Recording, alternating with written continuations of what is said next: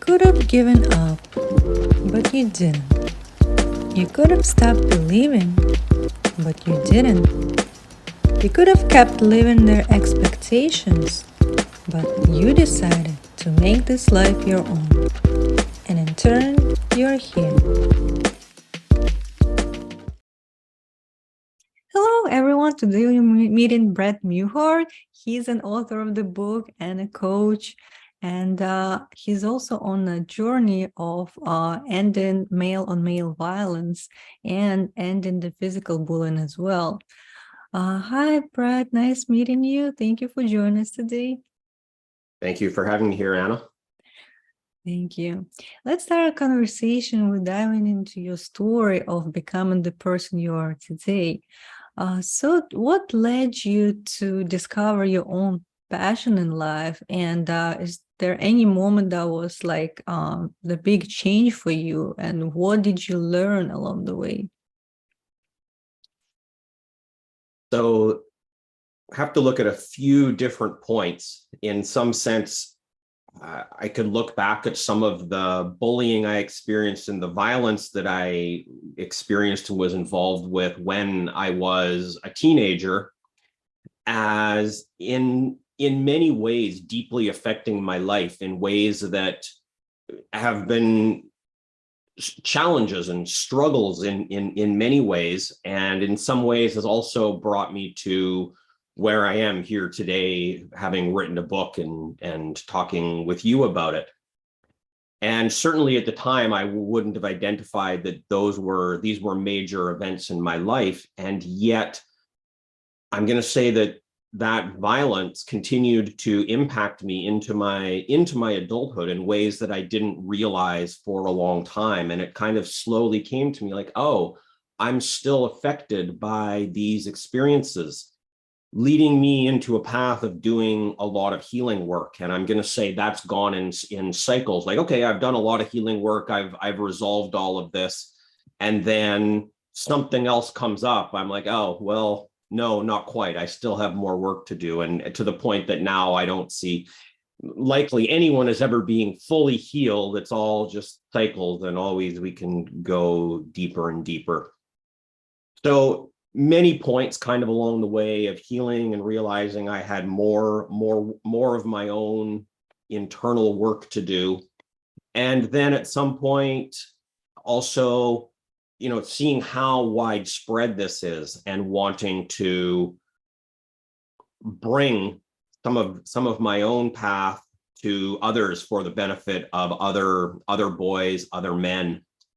And then writing my book, just wanting to reach an even wider range of people, seeing this issue of male-on-male violence as being so prevalent, and I believe doing so much harm to all of humanity and our planet in a sense. Right. And like you said, it's been spread all over. So we always see some kind of violence start in even like elementary school, middle school, and it continues getting, more aggressive to some extreme points where it affecting mental health of students, and especially boys at that age. So what would you kind of say in terms of like maybe watching out for different type of like signals, like for parents if they see their children in certain type of distress, and how they can recognize that something is going on behind the doors? So it is challenging to see. I mean, speaking for myself, I was so ashamed of some of the bullying that I was experiencing that it took me a long time even to tell my parents about it. But I think looking for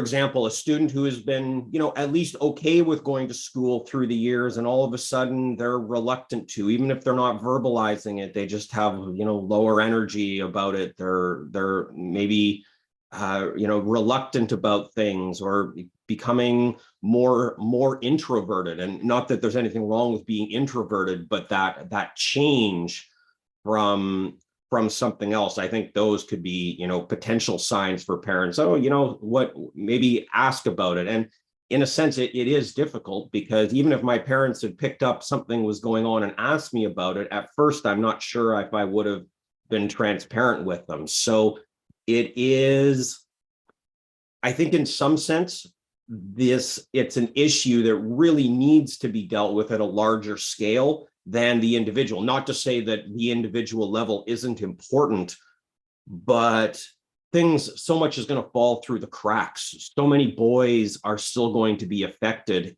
without actually having a larger scale cultural change. And, as you mentioned, it is so common. And I think it's often almost looked at as just being how things are. It's acceptable. There's this saying, boys will be boys, and kind of implying, well, boys are going to be rough with each other and violent with each other.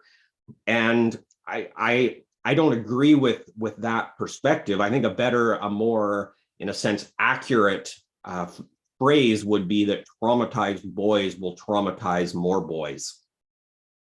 Right. So maybe we should start within ourselves first to release those kind of traumas and, like traumatic event that happened. And that type of aggression or violence, it should go away as well because of the healing process. Is that right? That's exactly what I believe. Yes, that the starting point needs to be each of us, especially those of us who have experienced, any significant amount of violence as a victim or as a perpetrator, doing our own healing work to make sure that even in subtle ways, we don't continue to spread the violence, because I do see it all as being cycles of violence. I would almost say there's no isolated act of violence. When a boy is bullied, let's say, they experience their boundaries being violated, their bodies being disrespected. And in some sense, not to say that all victims of bullying or violence go on to become violent themselves, but it's quite common that they do, such that it's going to be, in a sense, they learn to disrespect bodies and boundaries. So in order to reduce violence, male on male violence, violence against everyone, violence against animals, violence against ecosystems, I think where we really need to start is doing this healing work within ourselves. And that's where we can start breaking these cycles and these patterns. And it's certainly no trivial task. It's monumental, in fact, and there's nowhere to start but where we are right here, right now.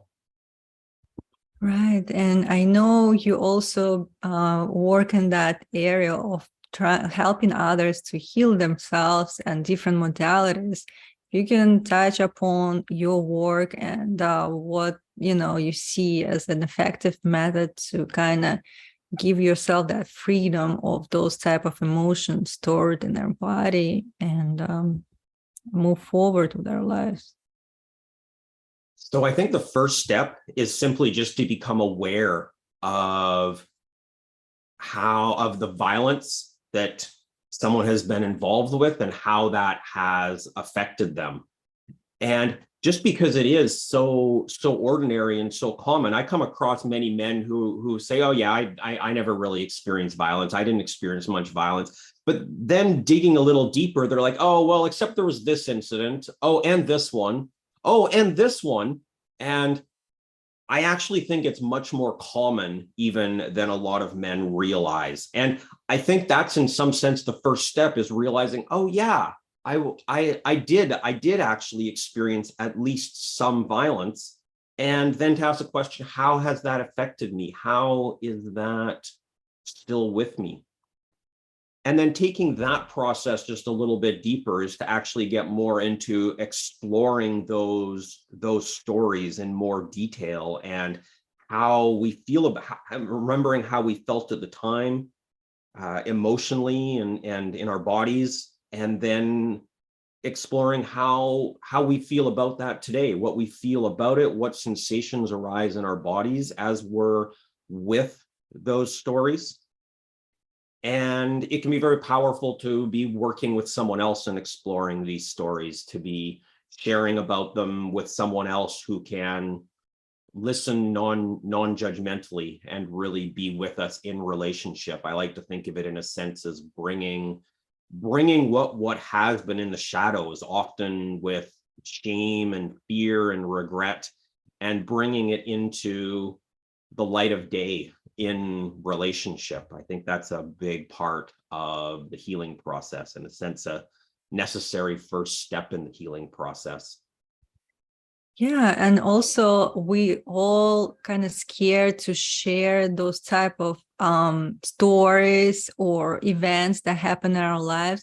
You just mentioned if there's somebody that could listen to you non-judgmentally and give you that safe space to open up, then you will find that relief and something Right. that you were held on to for so long.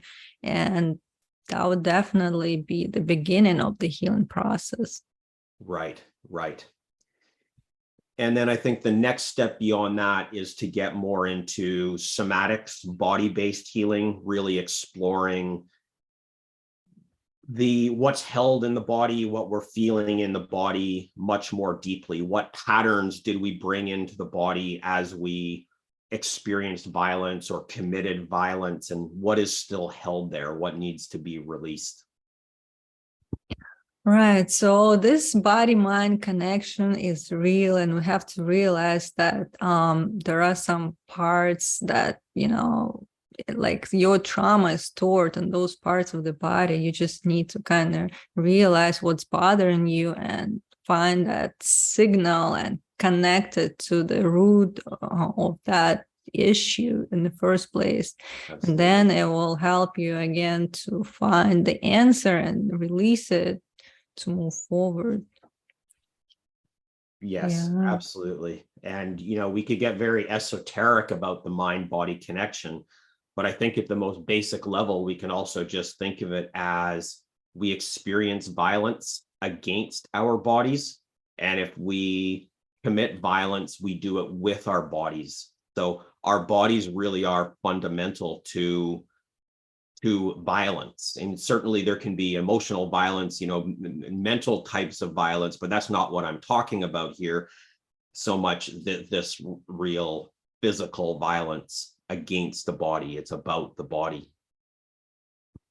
Yes, and I think we also have to kind of be mindful what kind of example we're setting for our children as well, because those values that we gain, like as we become adults, and how we operate in the relationship with others, it also comes from you teaching your child how to behave in a certain way, show like the values that we live by. And that's where it starts all the time, from the childhood. Absolutely. Yes. And certainly violence from, speaking about male on male violence, so I'll say, from father to son, that is certainly a significant form of violence. And I think a very impactful and detrimental form of violence that happens. And certainly anyone who's going to be a parent, I think that this healing work is even more important, or anyone who is a parent, to work through this trauma so that it's not passed on to the children. Yeah, and if we don't stop this pattern now, it's going to continue like to the next generation. So we have to kind of take control and be, those who stop this pattern and create a new future for ourselves and the generation to come. Because again, it starts with us, and if everybody would just think about, bringing themselves to that place where we live in peace, what kind of society would be we living in? So everything would change. Absolutely. And like you said, it's not just towards another human being, but also in terms of like dealing with nature, like ecosystem we live in, and animals as well. So everything is connected. Absolutely. Absolutely. Yes, thank you so much for sharing your wisdom and thoughts. And uh, I'll be putting the link to the book in the episode descriptions for those who would like to check into more deeper understanding of it. And thank you again for joining us today, and enjoy your day. Thank you for having me here, Anna. I hope you enjoyed this episode, and if you did, hit the subscribe button and share it with others. Stay tuned!